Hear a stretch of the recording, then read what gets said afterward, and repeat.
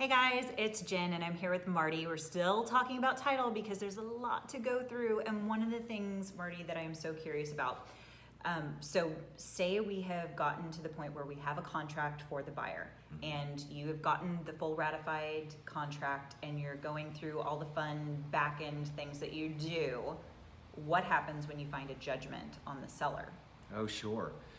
So one of the things that you do, and many people probably think about this in getting the loan on the buyer side, people run your credit.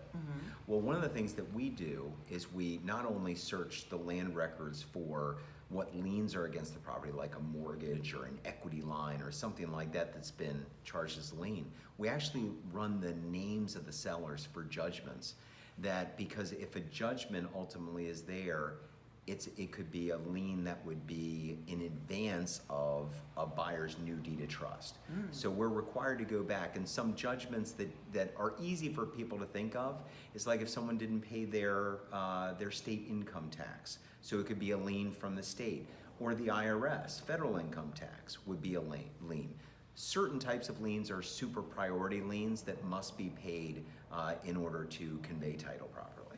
Okay, so something that most buyers aren't aware of, but is actually a part of the Virginia contract in discussing mechanics liens. Oh, sure. Those aren't things that we can actually see sometimes. Right. So how does that kind of trickle down in what you're looking at when you get the contract? Well, there's certain affidavits that the seller signs at closing that stipulate that they have no outstanding mechanics liens, which would be if someone had done work on the property, that they've paid all contractors and done that, so a lien couldn't be filed.